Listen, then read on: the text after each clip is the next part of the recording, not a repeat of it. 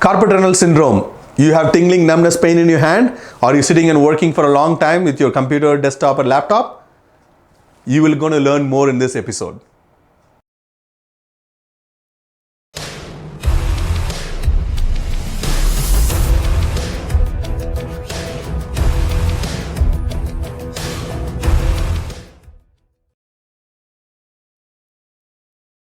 Hi, welcome to Ask Giri the Physio Show.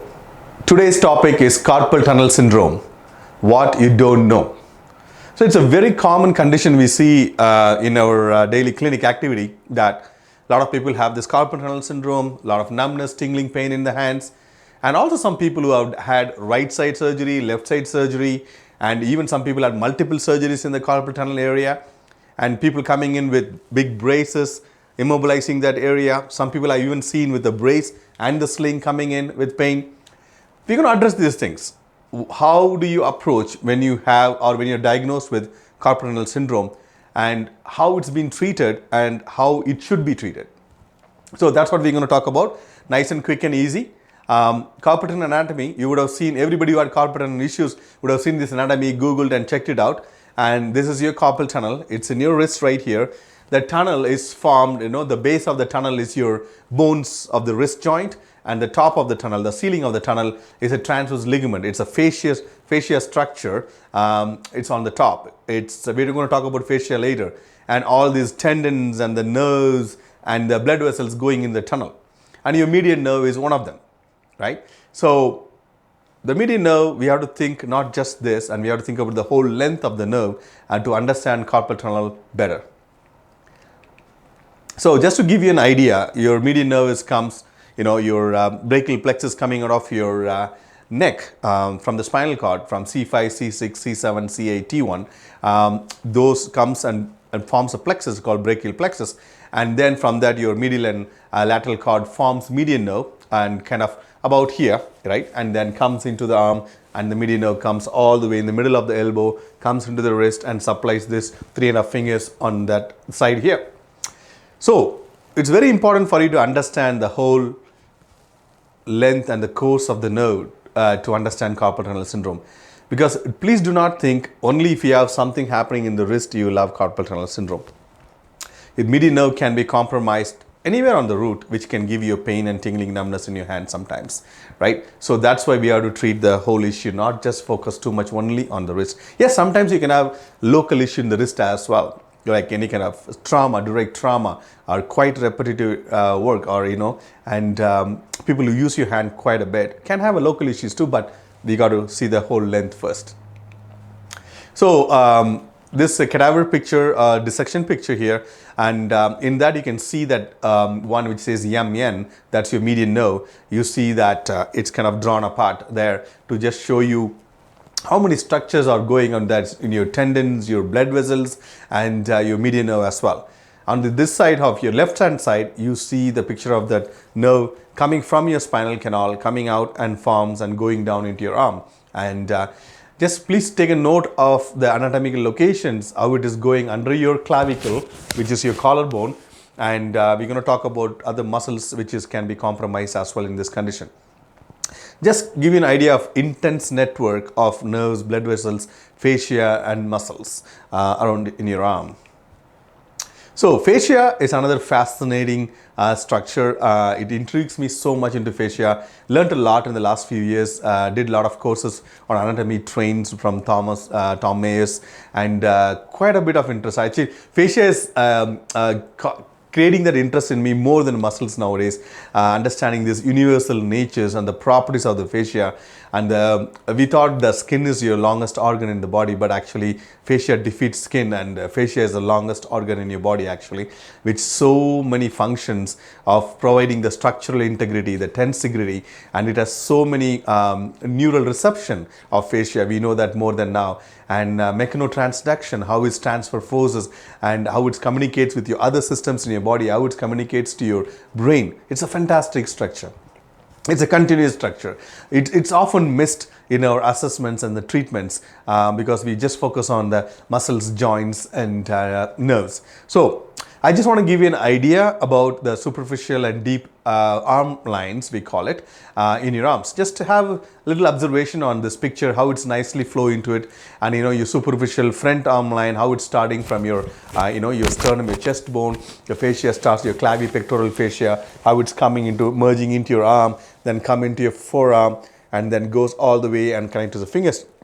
This fascia does matter, because if this fascia is winded up and constricted, not gliding and sliding very well, you're going to have a problem with your nerve, because nerves have to glide and slide well, and they are all quite kind of, the framework is quite intense between the fascia and the nerve.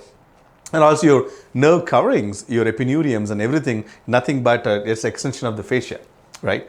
And also this side you can see the deep front arm line, how it is coming from your, from your shoulder blade area, going into that triceps area and coming like that and going all the way to this end here. And you can appreciate that. Just see the connection, right? See the connection. That's what I put this picture up here. Understand how your chest bone is connected to your finger, right? How is your shoulder blade connected to your finger? How is your neck is connected to your finger, right? How you see that deep back arm line, how it's connected from your scalp to your spine, into the shoulder blade, into the back of the arm, into the thing. When you understand this concept, it's easy for you to understand the regional interdependence, how your forward neck posture affects your carpal tunnel. There is a lot of research study in this. We're going to talk about that later. Okay, if you have a forward posture, then you have 2 releases in your right hand and 2 releases in your left hand.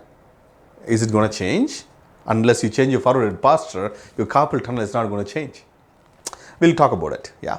So moving on, entrapment neuropathy is a broad term when the nerve tissue is compromised in the periphery, right? And this upper limb entrapment neuropathy or upper limb neuropathy is very common in the people who use the hands quite a bit, especially we're talking about in perspective to carpal tunnel syndrome. We have dental patients, dentists who are patients with us because they use the hands quite a bit, a lot of very minute work with their hands. And also most of the dentists, they have to work with their head down, because head down and repetitive motions, it's not very favorable ergonomic biomechanical consideration for this nervous tissue. Pianist, because a lot of finger movements, right? Pianists and athletes, a lot of athletes who use their hands at the grip, especially the overhead athletes, overhead throwing athletes also. We're going to talk about how that overhead throwing in baseball pitchers and also in other overhead athletes, how it affects the fascia and the forearm, how it can compromise the median nerve and gives you the same symptoms like in the hands. And there is no issue with the wrist. It can be from the forearm as well. Grocery store employees, constant work with the arms, constant moving and packing and putting it together and all those things. Office workers, lots of typings. And also now in this pandemic, a lot of people are working from home also. I assessed a patient yesterday who works 8 hours in the bank and then comes home and works 6 hours, he studies MBA. So that's 14 hours he is sitting in front of the computer. 8 hours in desktop, 6 hours in laptop. Imagine the postural consequences and overwork of the hands in that 14 hours he is typing at least 4 to 5 hours. Just imagine the intensity of the load it's going through our spine and our nervous system during these activities, right? And cab drivers, like continuous gripping and continuous movements of the arm and the shoulder and everything like that. So this entrapment neuropathy, the nerve can get entrapped in multiple sites and referred by the anatomist as the 3 Ps. It's called places of perilous passage. Okay, it's a very interesting term, isn't it? And so they coined the term this. We could just call the tunnels. There's so many tunnels in our body. Those are the places of perilous passage. So there are certain anatomic locations like this, which we know when the fascia gets very dense in that area. When the fascia gets very dense, it kind of restricts the gliding and sliding of the fascia. Fascial laminae, we call it. So then it becomes very dense, fibrotic and unadhered tissues. Okay, so that affects the nerve gliding and sliding, causes this nerve to be entrapped and then gives you pain and problems. Whenever you get any numbness, it's actually a warning sign, right? And that's what the nerve is telling you, I'm not happy, do something about it. Don't ignore that sign, okay? Consult your healthcare practitioners, consult your physiotherapist for a full assessment and then make sure and they are helping you actively and with proper approach. evidence-based approach, right? Site-specific fascia tuning pegs. It's a very interesting collection of terms there. Site-specific fascia tuning pegs. What it is? Basically, we all have some biological instruments. It can be muscles or ligaments. When you tune them, that will modify the length and width of various neural and vascular structures in your body, right? You can tune these muscles and the ligaments and the fascia in certain places, which can alter the length and width of the neural and vascular structures. And what I mean that neural and vascular structures, all your coverings of the nervous tissue, epineurium, endoneurium, perineurium, and the tunica adventitia, which is the coverage of your blood vessel, everything is a part of fascia, and there are fascial connections. By tuning this, how you can tune that. So that's interesting, isn't it? In the last episode, we talked about nerve pain secrets, and we talked about what the nerve needs to survive. If you haven't watched that episode, go to physioshow.ca. In that, we have archived all our episodes. Just watch that nerve pain secrets so you'll understand. I'm going to repeat myself here. We talked in that episode. What are the 3 things that nerves love? They love to have 3 things: space, movement, and blood. If any of these things are compromised, you're going to have a nerve problem. So May is kind of a nerve month for our show. So we're talking about nerves because we are seeing so many people in the clinic with nerve pain and that entrapment neuropathy. So I just want to address that so people take care of themselves properly. If you find this episode helpful, please share it with your friends and family. They can learn and educate themselves and help themselves for sure, because people are sitting more nowadays and they can definitely take some help. Okay, so I wanted to pour some dedication and for John Sharkey. He's my inspiration. He's an anatomist, and he also believes in Feldenkrais approach. And I just finished my Feldenkrais summit for the last 10 days. Fantastic. And then he published a paper in the International Journal of Anatomy and Research and about the site-specific fascia tuning pegs. Very interesting article, and you can search and read about it as well. He's from University of Chester in Dublin. Very great orator, beautiful teacher, and wonderful knowledge, and I learned a lot from him as well. Tuning pegs and dysfunction. So we talked about these tuning pegs. These biological instruments which helps you to tune your blood vessels and the nerves. When these tuning pegs are not providing the necessary balance of tension and compression. So that's what the fascia does. It tenses and compresses, and that compression and tension is maybe transferred from the muscular force or by the fascia itself, and that is very important for balance and the symmetry. Okay, and fascia does have this property of tensegrity, and that another day we will do an episode of fascinating fascia. I kept it separately. We talk about all those properties later, but this balance between tension and compression is very important. If this balance is kind of spoiled or kind of, what is the right term I'm looking for here? Any kind of ways it's kind of prevented, this balance is not happening, then it causes dysfunction. Dysfunction can be local or it can be also global. Okay, it can be local or global dysfunctions in specific anatomic locations, as we call as places of perilous passage, right? And your carpal tunnel is one of those places of perilous passage. There is much more we're going to talk about. I hope you're with me here. And again, remember, posture is important. Remember the whole picture of the fascia, and remember the places of perilous passage, and remember the tuning pegs.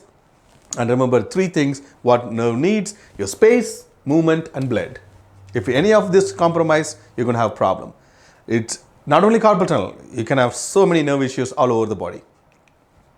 So coming back specific to your carpal tunnel syndrome. So that's our cadaver dissection there. You see the tendon there, Palmaris longus. It's a muscle comes from here. It's a thin muscle. It goes on top. The tendon goes here and attaches there. And you see in this picture, the Palmaris longus tendon is on top of the median nerve. Median nerve it's going underneath the Palmaris longus tendon. You see the MN, that's a median nerve. PA is your palmar aponeurosis. That's basically another facial structures. It kind of come here and fans out in that area. Okay, you got your palmar aponeurosis, Palmaris longus, and the median nerve going underneath that row. So if any kind of issues happening in that area, you can have problem, right? The facial tuning peg. So just keeping your hand very gently, working on this Palmaris longus tendon and this palmar aponeurosis can change. It is a tuning peg right here. that specific manual therapy, specific facial tuning peg in this area can alter how your median nerve functions in the wrist as well. Just give you a little glimpse in there. Next, going up here, Pronator teres and Lacertus Fibrosis. Pronator teres is the muscle where median nerve pierces through and come into this forearm here. If anything, that muscle is a tuning peg and the fascia goes over here. It's called Lacertus Fibrosis. You see the beautiful structure coming like that? And that's your fascia, connection of fascia there. I have to show you part by part. It's a continuous structures, don't forget. Yeah, this part is called Lacertus Fibrosis. And there is a condition also called Lacertus Fibrosis syndrome. It's very common with overhead athletes, like, pitchers and things like that. This fascia gets really winded up and constricted, and that pressure goes into the nervous tissue, and you can get problems in your hand. Same like your carpal tunnel symptom, the 3.5 fingers, numbness, weakness, and the sensory deficits and everything, tingling. So all numbness, tingling here, it's not from the wrist. That's what I'm trying to emphasize. When you have a lot of facial issues here in the forearm, can also cause that. So as a physiotherapist who has knowledge of entrapment neuropathies and the facial structures, we're not just going to treat only your wrist. We're going to take care of the wrist. When we're going to come up and make sure the Lacertus Fibrosis is doing good, do some nice facial release and manual therapy in that area, make sure it's not entrapped. Okay, and this is different than your compartment syndrome. This Lacertus Fibrosis is a unique kind of architecture. It only creates and pressure around the pronator teres muscle. It engulfs that area, not the whole forearm. So just a glimpse on that. You see, appreciate the nerve, how it's coming through your muscle and that fascia there. Then going up there, you have your biceps and the deep antebrachial fascia. So another facial tuning peg right there, where it can get also compressed. Oh, sorry, I'm showing in the wrong area. Right here, your biceps tendon comes and attaches here, and then you have biceps aponeurosis and also your antebrachial fascia. Even that area is another facial tuning peg, which can cause compression to the nerve when the balance between tension and compression gets affected. And going up here, your coracoid process, a very important bony prominence, is the Osseofascial hub, as we call it, because you got your pectoralis minor coming in the front, attaching here. Coracobrachialis coming and attaching over here. And you see how much neural structures, neurovascular structures behind that coracoid process, right? That's very important structure. That's why that forward shoulder posture, forward head posture, and you see that hollowness happening here, that you're going to put a lot of compression in that area. That can cause your median nerve issues as well. Coracobrachialis and pec minor, we just talked about it. Just to give an idea of where coracobrachialis is coming from your arm, going attaching the same coracoid process. And in another picture, you can see the pectoralis minor coming and attaches over here. Very important muscle. Another good facial tuning peg. So we open this area as well when we work on your median nerve or any kind of entrapment neuropathies. Because this area has a lot of nerves coming over here. It's not only median nerve. So this is a good area to open, and for your any kind of neural issues in your hand. It can be median, ulnar or radial, whatever it is. Clavipectoral fascia, that's another very beautiful, interesting structure. You know, this is your clavicle, which is your collarbone, and it's your sternum here. This whole fascia here, right? It's called clavipectoral fascia. It's actually a cross-section picture of the fascia to give you an understanding of the clavicle on the top. Then you have a subclavius muscle just underneath the clavicle. Then the beautiful clavipectoral fascia, and you have the pectoralis minor muscle in the middle. And then the fascia continues and goes, and it attaches to the axillary fascia here. So that the tension in that clavipectoral fascia is very important to give you the dome kind of structure in your axilla. If the tension is not there, nobody will have this cavity in the axilla. Everything will be dropped here. So that's why the tension in the clavipectoral fascia is very important for the proper integrity and the function of your axilla and your pectoralis minor and subclavius muscle. And also do not forget, there is blood vessels and your nerves coming and piercing through that clavipectoral fascia. So if that fascia is tight, you're going to have the problem. Lateral pectoral nerve, it's coming through that area. And also your vein, cephalic vein is coming through that area as well. Right? Those things are going to have a problem if you have that compression of that fascia. And also it goes and attaches the axilla. On the top it goes into the cervical, deep cervical fascia. It's a continuation, I told you, right? So it goes into the deep cervical fascia. So any kind of bad neck postures and forward head postures is going to affect the clavipectoral fascia, then that's going to affect the pectoralis minor, and that's going to affect this tuning peg, that's going to cause compression in the nerves. So just understand how it all works as a small idea about that. And then going up here, your scalene triangle is very important. Two scalene muscles here, and it forms a triangle, and a lot of your neural vascular structures coming through that in the picture you can see. And if too much tension is going here or elevated first rib, and you're going to have a lot of problems in this area which can cause compromise to your nervous tissue as well. Okay, and in this area it's your whole plexus, brachial plexus can be affected.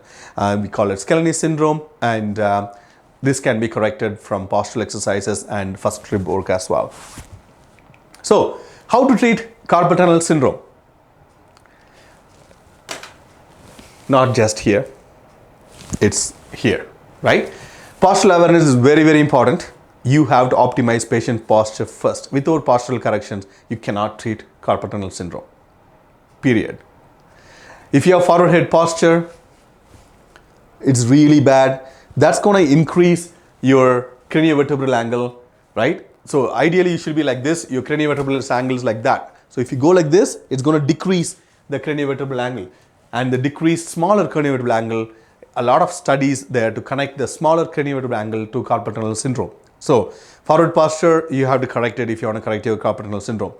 Scapular position is very important. You don't want to be, your scapula ideally supposed to be like that. You don't want to be the downward rotation of the scapula or any kind of abnormalities of the scapulas or too much tilting of the scapula. It's going to affect your problem because that's going to affect how your coracoid process we talked about. We just saw that.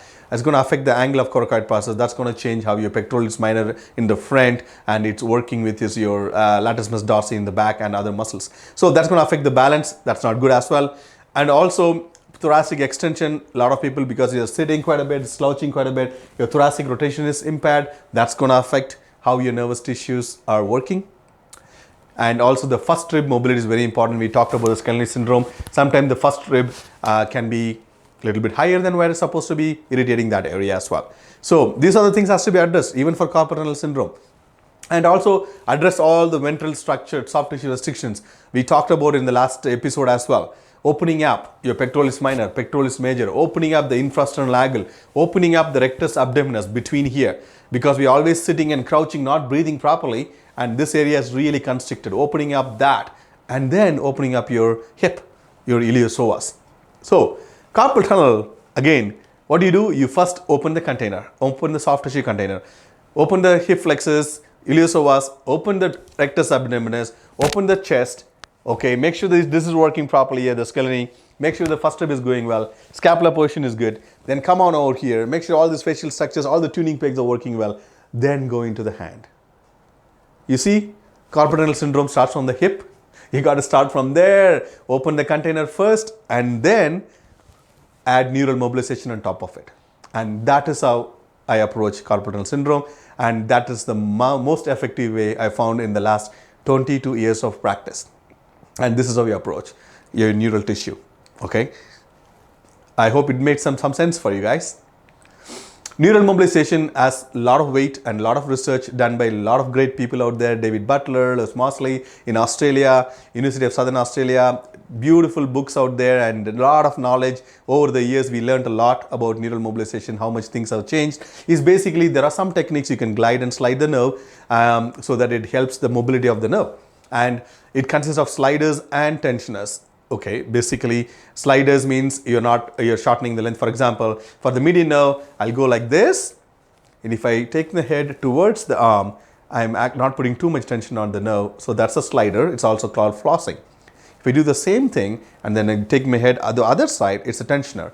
Okay, because I'm adding more tension to the nerve. And sliding and gliding and tensioners we will use in different areas.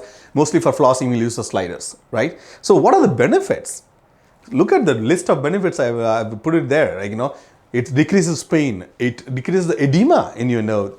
Edema is very important because if there's too much edema in the nerve, it's going to compromise the nerve functions. It's going to compromise because it is in a nice capsule. Nerve does not have a lot of space to expand. So when you have edema inside, it's going to compress the nervous tissue. You're going to have a problem. That's some of the times it happens in carpal tunnel.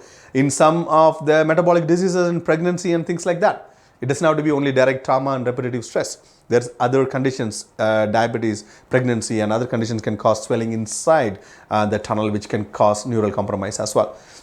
52% increase in the nerve growth factor. Can you believe it? What else can you do which can do that? You can take no medications to increase the nerve growth factor and the myelin protein 0 upregulation, right? Can all your Lyricas and gabapentins do that? I doubt. Anybody wants to argue with me about that? I'm open for discussions and the debate if your gabapentins can do this for you. But my sliders and gliders can do that for you, right? And reduction in pain and improvement in 2-point discrimination. And these are all, I put it in just 2-3 words, but everything we have research, study basis. And this is not, I'm throwing up some words out there. And if anybody wants reference, email me. I can send you the reference articles for these things. And also it doesn't change any strength. Remember that. No gliding exercises will not change strength. For that, you have to do strengthening exercises separately.